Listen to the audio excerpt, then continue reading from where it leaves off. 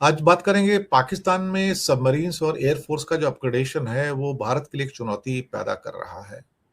और पाकिस्तान को हंगोर क्लास की जो सबमरीन्स मिली हैं चाइना से, उसकी वजह से एआईपी सबमरीन्स हैं और उसकी वजह से सारा जो बैलेंस जो है थोड़ा सा बिगड़ता हुआ नजर आ रहा है। ट्रम्प साहब को आजकल नींद नहीं आ रही है। उनको ऐसा लगता है कि रात में भी शायद कोई आके ईरान उनको मार के चला जाएगा।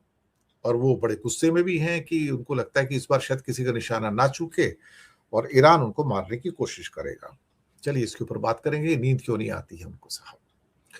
पहले पाकिस्तान के मसले के ऊपर की सबमरीन्स और एयरफोर्स का जो अपग्रेडेशन है उसे हिंदुस्तान की जो आर्म फोर्सेज है वो भी बहुत नजदीक से देख रही हैं।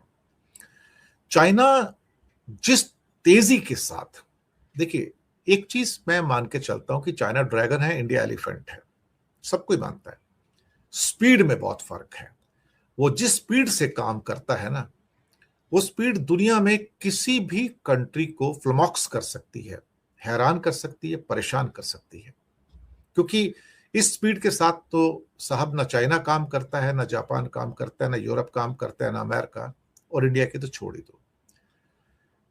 जो कंट्री एक साल में 1000 शिप्स बनाता हो, समुद्री जहाज बनाता हो, और उसके मुकाबले अमेरिका साल में 5 जहाज बनाता हो, जापान मुश्किल से 100-150, कोरिया 100-150 जहाज बनाता हो, आप सोच सकते हो उसकी स्पीड क्या होगी। जिसके पास दुनिया की सबसे पावरफुल नेवी है इस समय, चाइना, सबसे ज्यादा जहाज उसके पास है, चार चार उसके पास न्यूक्लियर, अब तो नया आ रहा है, एयरक्राफ्ट कैरियर भी आ रहा है। तो आप सोच सकते हो उनकी स्पीड क्या है। जहां नॉर्मल क्लास में एक कंट्री 10 साल लेता है एक एयरक्राफ्ट कैरियर बनाने में, उन्होंने 10 साल में 3 बना के खड़े कर दिए और चौथा तैयार हो रहा है। ये स्पीड किसी को बैफल कर सकती है। ये स्पीड इंडिया का सरदर्द बन गई है अब, क्योंकि पाकिस्तान को जो सबमरीन्स प्रोवाइड की जा रही है हंगोर क्लास की एआईपी, वो 8 सबमरीन्स से 4 तो बन चुकी हैं, एक हैंडओवर हो गई है जो कि पाकिस्तान को मिल भी चुकी है, और 3 और कुछ महीनों में जो ऑलरेडी हैंडओवर हो चुकी है वहां पर चाइना के अंदर, लेकिन उनमें कुछ फिटिंग चल रही है, तो फिटिंग करके वो पाकिस्तान को मिल जाएंगी। अभी हंगोर क्लास की 4 सबमरीन अभी, और उसके बाद 4 सबमरीन असेंबल करनी है उन्होंने चाइना की मदद से, वो पाकिस्तान में करेंगे। ये उनको एक किस्म से एज दे रहा है। हम 20 साल से एआईपी क्लास की जो सबमरीन है उसकी प्लान ही कर रहे हैं। मैंने कहा ना, हम एलिफेंट है ना, हम धीरे धीरे चलते हैं। कभी कभी ऐसा लगता है हम स्नेल से, जो स्नेल की पेस होती है ना, घोंगा होता है जो बरसातों में आता है, हम उससे भी स्लो चलते हैं, खरगोश से भी स्लो है हम आज की डेट में, कछुए से भी स्लो है हम लोग, खरगोश तो फिर फास्ट है। तो उनको जो सबमरीन्स मिली है ये उनको एज दे रही है, उनको शिप्स भी मिलने शुरू हो रहे हैं।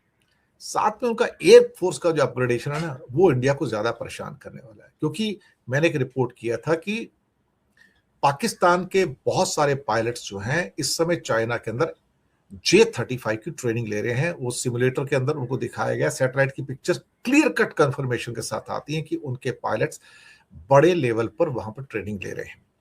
इसका मतलब है कि ये J-35 जो हैंडिंग ओवर है वो इस साल के एंड में, 2026 के एंड में, या 2027 के फर्स्ट हाफ के अंदर उनको मिल जाएगा। टोटल 40 एयरक्राफ्ट उनको मिलने हैं, जो कि 2 स्क्वाड्रन हो जाएंगे। कभी 16 का स्क्वाड्रन होता है, कभी 18 का, कभी 20 का, लेकिन 2 स्क्वाड्रन उनको मिल जाएंगे 40 के। 5th जनरेशन के 40 एयरक्राफ्ट होना मुझे लगता है किसी भी मुल्क के लिए एक बड़ा अचीवमेंट है। हमारे पास 5th जनरेशन नहीं है। हमारे हमारी प्रॉब्लम ये है इंडिया की कि हम ट्राई भी नहीं कर रहे कि हम बाहर से किसी से 5th जनरेशन का लें, क्योंकि किसी के पास है ही नहीं, कोई बेचने को तैयार नहीं। चाइना हमारे दरवाजे के ऊपर 400 J-20 5th जनरेशन एयरक्राफ्ट लेके बैठा है, साथ में J-35 भी लेके बैठा है। पाकिस्तान 40 लेके बैठ जाएगा, तो हमारे लिए तो चैलेंजेस, चुनौतियां बढ़ेगी ना। ये बात इंडियन आर्मी को पता है, वो सरकार के ऊपर प्रेशर भी डाल रहे हैं। आप फिर से राफेल खरीदने की बात कर रहे हैं। दुनिया 5th और 6th जनरेशन में जा रही है, हम फिर से 4.5 जनरेशन के एयरक्राफ्ट खरीदने जा रहे हैं, वो भी इतनी महंगी कीमत पे, जो कि 5th जनरेशन के एयरक्राफ्ट से कई गुना महंगा है। वो कमीशन खोरी की बात आ जाती है ना, राफेल में कमीशन खोरी बहुत हुई है ना, तो हमारी जो सरकारी कमीशन खोरी में यकीन करती है। वो तो पहले भी राफेल का जो धंधा हुआ था 36 का, तब भी ये हुआ था। लेकिन सुखोई 57 रशिया देता तो हम लेते नहीं, 5th जनरेशन है, वहां पे हम अड़ंगा डाल देते, हमें नहीं चाहिए। F-35 मिलता नहीं हमको। तो हमारी कहीं ना कहीं जो स्थितियां है ना बड़ी कॉम्प्लेक्स किस्म की है। अब चाइना को ये जो F-35 है ये पाकिस्तान को दे रहा है अभी, ये आ जाएंगे इस साल के एंड तक या अगले साल के शुरुआत में आ जाएंगे इनके पास, तो उनको कॉम्पिटिटिव एज मिल जाएगी वहां पर, और साथ में सबमरीन की वजह से नेवल एज भी उनको मिलने जा रही है अभी। तो हमें एक स्पीड अपनानी होगी, लेकिन हम स्पीड अपनाने को तैयार नहीं है। रोज नए अनाउंसमेंट होंगे, हम ये लेंगे, हम वो लेंगे, 60,000 इसमें, 70,000 करोड़ इसमें, 20,000 करोड़ इसमें, 30,000 इसमें, इंडिया अपग्रेड कर रहा है, लेकिन धरती पे कुछ होता नजर नहीं आ रहा। आपने 2 साल पहले सुना था कि हम MQ-9 ड्रोन्स लेंगे। भैया MQ-9 ड्रोन्स तो यार सिटिंग डक है, कोई भी गिरा सकता है उनको। हमने 28-30,000 करोड़ का सौदा कर लिया। कब आएंगे? 2028 में आएंगे साहब। पर हमें करना क्या उस ड्रोन को लेके भाई? इससे तो कोई भी गिरा सकता है। 200-300 किलोमीटर की स्पीड से चलते हैं, तो उनको तो ईरान भी आराम से गिराता रहता है। अब तक 10 तो गिरा चुका है कम से कम MQ-9 ईरान आराम से गिरा देता है एकदम। कोई भी मैन पैड होता है उसे गिरा लेता है, या कोई भी कुछ और छोटी मोटी रॉकेट होता है उसे गिरा देता है उसको, क्योंकि उसके पास तो कुछ पावर ही नहीं है, उसको तो कोई भी गिरा देगा। हमारे लिए चैलेंज बढ़ रहे हैं, नेवी के भी चैलेंज बढ़ रहे हैं और एयरफोर्स के भी चैलेंज बढ़ रहे हैं।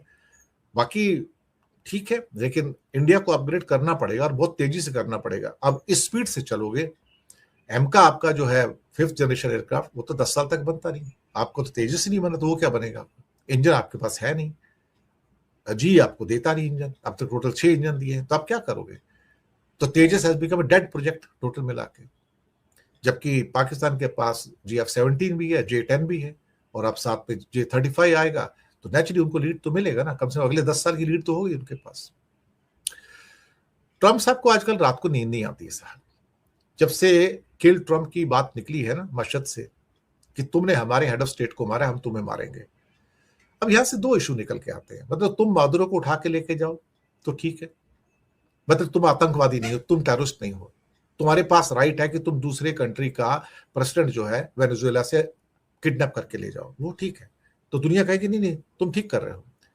तुम एक स्टेट का दूसरी कंट्री का head of state ayatollah Khamenei को मार दोगे, वो भी ठीक है, दुनिया उसको भी वैलिडेट करेगी, हाँ ठीक किया, ठीक किया, कोई बात नहीं। इंडिया भी बोलता ठीक किया। पर तुमको मारने की बात हो तो कहेगी ये टेररिस्ट है, ये हमको मार देना चाहता है, और इसने कहीं मुझे मार दिया तो ईरान के ऊपर इतने बम बरसा देना, ये मेरा ऑर्डर है कि ईरान का एग्जिस्टेंस खत्म हो जाए जमीन से। मर गए मारने वाले यार। ऐसे कुत्ते बहुत भौंकते हैं साहब, ऐसे कुत्ते बहुत भौंकते हैं।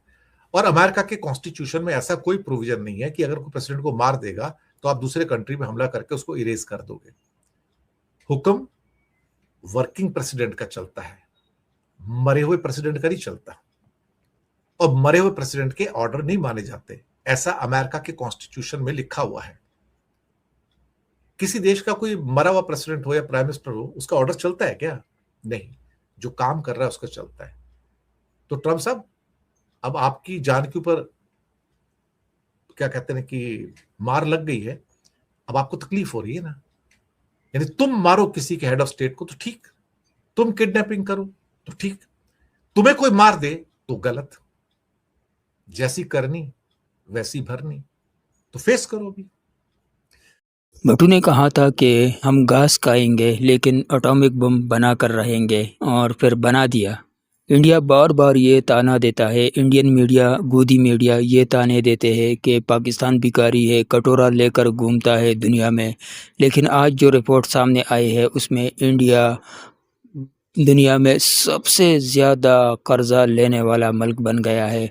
उन टॉप 10 ममालिक में पाकिस्तान का नाम ही नहीं है। तो असल में भिखारी पाकिस्तान नहीं इंडिया है। इंडिया के हालात को देखो, जाओ उनके जो विलेजेस है उनमें जाओ आप, भूख और वहाँ के हालात देखो।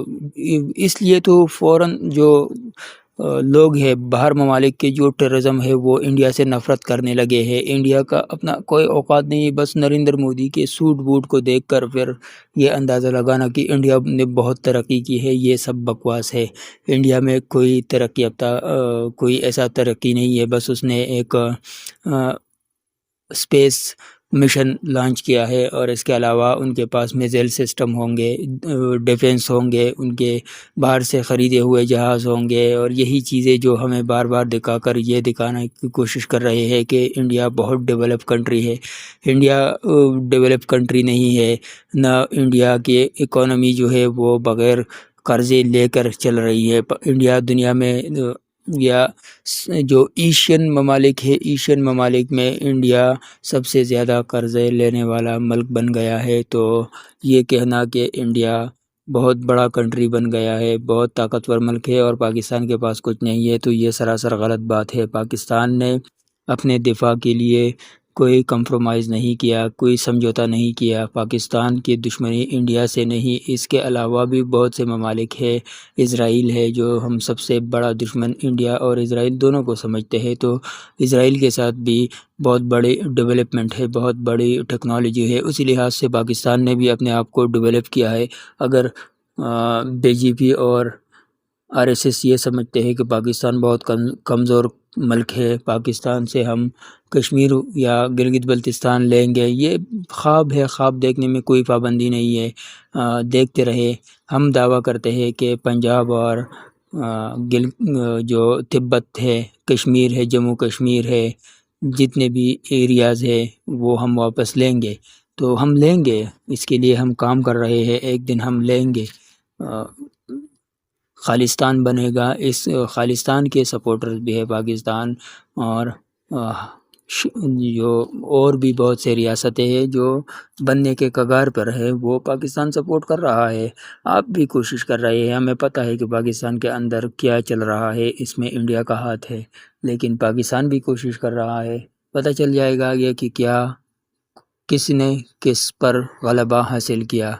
तो ये थी आज की वीडियो। अगर आपको पसंद आई है, लाइक शेयर सब्सक्राइब ज़रूर करें और कमेंट सेक्शन में अपने राय से हमें आगाह कीजिए। आपकी राय बहुत ही ज़बरदस्त होती है, अपने राय देने से कतराते नहीं हो, तो कतराना नहीं चाहिए, राय दे।